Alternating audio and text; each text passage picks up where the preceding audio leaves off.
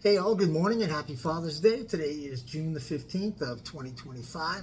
I just wanted to do a little tribute to my dad today. I was moving some clothes around and I found the eulogy that we did for my dad back in 2021 when he passed. I wanted to read that out today. If you know my dad a little bit, you might learn something, but this is just some thoughts that Ann, Tommy, Billy, and I had when he passed away. And also, if you want to just put something down in the comments, please tell me one or two things that you're grateful for from your dad, or things he taught you, or things that he might have helped you with. So again, this was the eulogy. It might be about 8 minutes long, so I don't expect too many people to hear it out, but this is our tribute to my dad.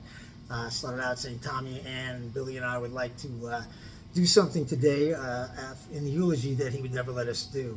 Now, my dad was never one to brag, so this is literally the only legit chance we get to brag on him. So we're going to take that chance and run with it. Now, some of you will know a lot of this, and some of you won't know any of it, but please bear this in mind as we go forward. He taught us a lot about how to live and how he would want us to go on. Young Peter Brennan was born smack in the middle of the Great Depression in 1935, when starving to death was still on everyone's menu. It was real. He was raised by a single mother of 7 children, all of whom fortunately helped out as they grew older. My dad's older brothers were like 15 and 17 years old when he was born, and my Aunt Joan, his next closest sister, was about 2 years older than him. We also had Aunt Helen, Aunt Frances, Aunt Peggy, and my Uncle Bill, and everybody chipped in, so my dad benefited from all of that. But times were tough. They all testified to the fact that sometimes they had oatmeal for breakfast and they had oatmeal pancakes for dinner. And my grandfather, my dad's dad, had been mugged and killed on the subway on his way coming back from work in 1943 when my dad was just 7. So one day his dad went off to work and never came back. Once this happened, the family never heard a peep about who might have killed him.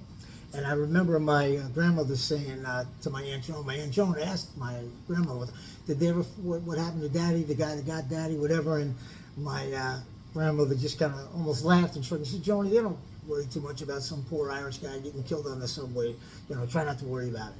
But my dad was still fortunate because he was the youngest, right? So literally everyone kicked in to help keep things cool, and the best part in my mind is when I used to hear them all talking was that even though they were all starving to death, right, practically, my dad was spoiled, so we joke around, so he got the extra oatmeal pancake, right? And my dad did pitch in too. At like 9 years old, he got a job working at Ebbets Field, and he made so much money selling pennants and pins and stuff like that, that his mother was a little worried and wanted to make sure he hadn't stolen it. He came home and, like, again, 1944 or 45, with like 80 bucks in cash he had made at a single Dodgers game. And it was just unbelievable.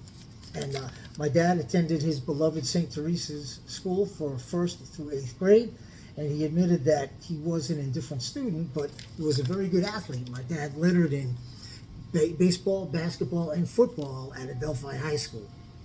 My dad did get an excellent job at the Municipal Credit Union through our Uncle Bill, who was one of the executives at the credit union. And Uncle Bill was also a World War II vet and just an amazing, great human being. And he moved up the ladder through the credit union, but Dad also got other folks in there, my Uncle Bob, my Uncle Greg Sullivan, my Uncle John Boyle, a bunch of aunts and uncles worked there over the years at the credit union. And when my dad was around 40, he was diagnosed with very high blood pressure and was pretty overweight. And what did he do? He lost 40 pounds and kept it off for the rest of his life. And he rode a stationary bike and did cardio every day until literally the day he passed. And as a dad, he was very strict. Those of you that know me, he can even go way past strict and into kind of nuts. And as I like to say, he was in a bad mood for all of the 60s, all of the 70s, and most of the 1980s. But that was the norm back then. Everyone in the family was strict. No one hesitated to take a shot at you. And if you stepped out of line, whether it was at your aunt's or your uncle's house, I actually even remember my grandmother chasing me out of the kitchen when I was like, a senior. I said something and she took a couple of swats at me and chased me out.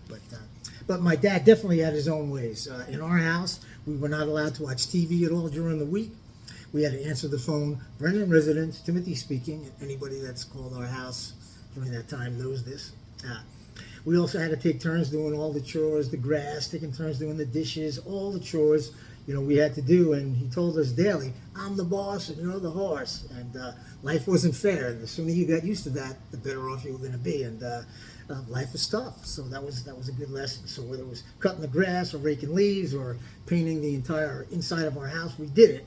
We re-roofed the garage, and all my buddies like Greg, Murphy, Kenny Bowe, Dan, a whole bunch of people came over to our house when you had to replace something or do something, and we just went out and did it. So, and we often took our vacations, my dad and our family, with the McAleeses and the McManuses when we were younger.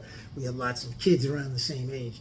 We went to a place called Mullins in the Catskills. We went to Roxbury, and mostly we went to Califon, my uncle's place in New Jersey. In the 1960s and 1970s, New York City, we only had about 9 channels, and when we went out to the Raritan River in Jersey, that channel selection got down to about 1. Our dad always had a great connection with our cousin Janie, who hopefully will see this. My dad and Janie always got along great. They always had just a natural rapport and a connection. Although I love Janie straight up, she was also one of the best bakers that you'll ever see. And she used to make these boxes of chocolate chip cookies that were about yay big.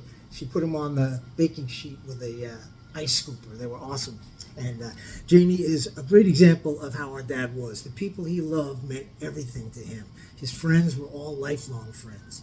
In the mid-'60s, when most of his friends and family had moved out of Brooklyn, where our apartment was, we actually got robbed in our apartment in the middle of the day, and that's why we ended up leaving Brooklyn in the 60s. But everyone eventually moved out, so my dad decided it would be a good idea, and he created an alumni association with all of his friends. And over time, they adopted a monastery in their old neighborhood and raised tens of thousands of dollars for them year after year. Now, many of you know this, but there was a cloistered monastery on Bedford Avenue in Brooklyn, and it was there until the 90s. It was not supported by the Diocese of Brooklyn. They got all of their own funds. They did their own.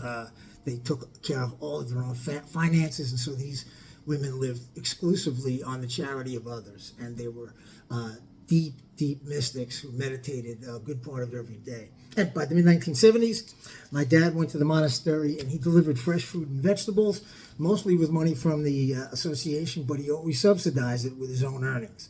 And every week he did this for over 40 years. Every week he made that drive. He swept up outside the monastery, dropped off several bags of food. And when my brother Tommy and brother-in-law Billy went fishing or had a big day fish, my dad would make a special trip in there and give the nuns a bunch of fresh fish.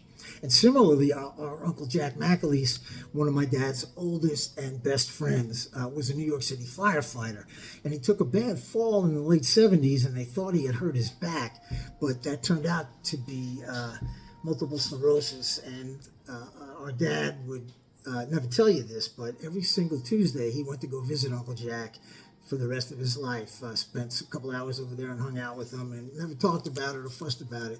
When his friend was sick, he went over there and saw him every week, period, the end. And Uncle Jack and all those McAleeses, they weren't necessarily, quote, family, but you better believe they were blood. My dad also taught us to try to leave any place you went a little better than you found it, and to always do the right thing. That you should work hard at your job, no matter what it was, and that, again, life wasn't fair. And the sooner you got over that idea, the better off you were going to be.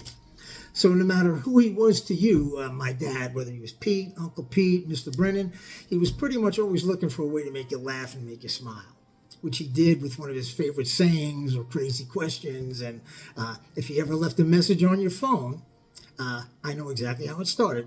Beep, beep, beep, Brennan's from Belrose. He would always start his messages that way, and he had dozens of other things he said and did over the years. He loved to ask you if you wanted a hand with something. So, hey, you want a hand with that? And you would say, yeah, and he would go. All right.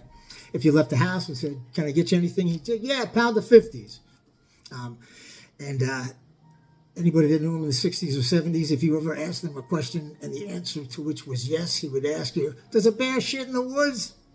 And, of course, little kids, he'd love to shake their hands and then shake them around like that. And say, what are you shaking my hand so hard for? Okay, so that's essentially it. We're going to wrap it up here soon. But so this old school, hard-nosed guy who was notoriously strict and learned all those things, was really a hard ass. And my dad, even one of the first few times I told him I loved him, he would just like pat me on the back and go, after an awkward pause, okay. No, he couldn't say I love you back. He was able to do it later. But this whole school, hard-nosed dude, started to meditate every day, and from 2000 till 2021, when he passed away, he volunteered at the Queen of Peace, and he learned to nurture old people. He would hold their hands and pat them and talk to them, and all the things he couldn't do as a younger man, he learned to do. And then when my mom got sick, he was terrific with that as well. But basically, this tough, hard-boiled guy had learned to nurture people and to open up. He was not a born hugger, but he learned to be one later.